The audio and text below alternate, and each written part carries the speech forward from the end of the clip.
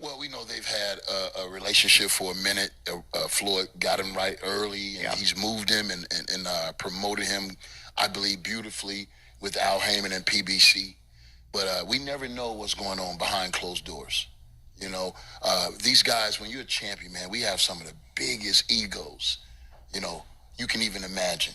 You know what I'm saying? So when you're dealing with a guy like Mayweather, Gervonta Davis, all these, you know, a Baltimore kid, all these, things are going on that we may not be privy to. So, but what I have noticed, and I'm going to say this, what I've noticed is that from a promotional standpoint, Floyd Mayweather being inactive and retired, it's kind of peculiar to me that it seems like the last two fights that Gervonta Davis had, it seemed like Mayweather jumped right in front 2 weeks before. Yeah, Pay-per-view exhibition. Yeah. So how am I as a fighter feeling? Right. And this is my promoter doing this. And he was set to fight 2 weeks before Gervonta Davis this time. And we're talking about pay-per-view dollars. Correct. And even though the fight didn't happen, it's still all kinds of attention on Floyd, right? So it makes a young fighter think, you know what I'm saying? Right. Am I really being promoted? Or am I being taken advantage of? I have wrestled with an alligator. I done tussled with a whale. I done handcuffed lightning, throw thunder in jail. That's bad. Only last week, I murdered a rock. I love you. Angela Stone hospitalized a brick. That's bad. So me, I make medicine sick. Fast. Last night I cut the light off in my bedroom, hit the switches in the bed before the room was dark. All you chumps are gonna bow when I whip him. All of you, I know you got him. I know you got him picked, but the man's in trouble. I'm gonna show you how great I am. When I was a casual, I thought as a casual, I spoke like a casual, and I looked at boxing like a casual. But when I became a hardcore, I put away all those casual things. This is Michael Rogers, and welcome to Bodywork Boxing. Welcome back. It's Michael Rogers. Welcome to Bodywork Boxing. And the question is, did Floyd Mayweather earn Tank's business? And I'm thinking, should they continue that relationship? Because there was a lot of narratives being painted about Tank, and it's pretty much damn if you do, damn if you don't. If he stays, then you gotta take the career by your horns, and you're not fighting nobody. You gotta be more vocal. You gotta say names. If you leave, it's like, well, why would you leave Floyd? He's been so, you know. And so Tarver had brought up that point about Tank's last two fights and how he's done something a week or two prior to both of these last two fights that would not necessarily garner attention to Tank that it needs, but as a promoter really didn't do anything. And so at first I'm like, well, was it advantageous? It would have been advantageous if Floyd would have been more in the mix, because, you know, everybody wants, you know, a piece of Floyd, whether it's an interview or a picture or, you know, just to be in the place and be able to say they're around him. But then thinking about everything, I'm like, man, this is why Floyd is always ahead of the game. This is why I believe he's perhaps the best to ever do it inside the ring and outside the ring. And now his ability to promote, not manage, but promote, is always under scrutiny.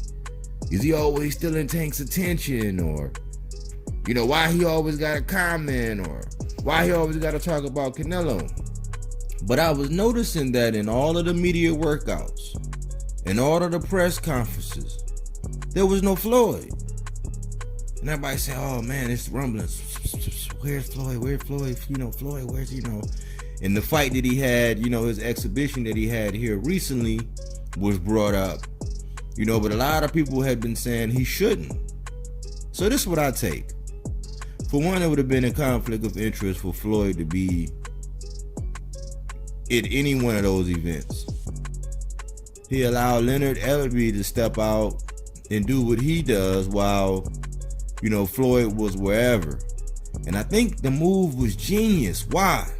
Because I know in the black community, the first thing they say is, oh, only reason why Tank sold this is because of Floyd, and he need to stop letting Floyd, you know, speak for him. And look at Tank, why he always look at Floyd before he say anything. Floyd removed all of that by not being present. Eureka. So I'm like, it would have been a conflict of interest because it was two of his fighters. And we can say what we want, you know, we know that Tank is the cash cow, but Rolly is also Floyd's fighter as well. So for him to be present, it would have been a conflict of interest. And so at first I didn't understand it, but in hindsight, I now understand the fact that it was in his best interest to not be present. Why? Because it was 18,000, I think 970 people. They broke records for the 40th fight in the Barclays, numbers wise, as far as attendance. And we had everybody from Tracy McGrady to Madonna to the cast of The Chi, Tracy Morgan, Michael Strahan, Lance Stevenson, Danny Garcia, Errol Spence, Sean Porter, Andre Berto, Ryo. You know, of course, Lara was there because he fought on the undercard. And it's amazing that he had somebody like Lara on the undercard. And then you had Shakur Stevenson, Ryan Garcia. It was so many names. It was a star-studded event. Tank leading up to it, Tank and Rolly, they both built the fight. They garnered that kind of attention. And like Leonard Ellerbe said, they always say, oh man, it's only but Floyd, it's all this and that, you know, always trying to give Floyd all the credit, but and Tank ain't fighting nobody, but he was like, well, who is that? Who are they coming to see? They coming to see Tank. It don't matter. And I think with the absence of Floyd being there, one, Floyd showed that he can let go and be a hands-off approach type promoter, and he doesn't need the spotlight. Because this was all about Tank and Rolly, the build up, the press conferences. No finger could be pointed at Floyd in any kind of way because the black community is famous for taking away credit for what Tank does. Now he get the credit for what he does inside the ring. Because contrary to popular belief, a lot of people were saying that Rolly was going to stop Tank. And Tank silenced the critics.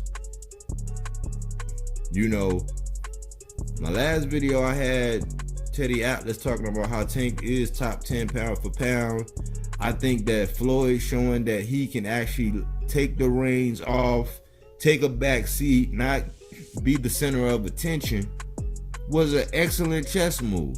Now Tank gets all the credit for everything. He's happy. Now, you know, if he wants to fight those names that everybody's clamoring for, some of the bigger names, that's the only box that's left to check. And I think everybody is going to be so happy when he gets the Devin Haney's or the Josh Taylors or the Gary Antoine Russells or maybe even the Brandon Lees or Teofimo Lopez or Cambosis. I mean, I don't want to see Lion Ryan, but, you know, the names. So I think that this last step or this last chess move that Floyd did by not being present was a Jedi move. And so I think both parties win. So I say, sure, why not? Absolutely. They should stick together. That's my take on it. What do you think about it?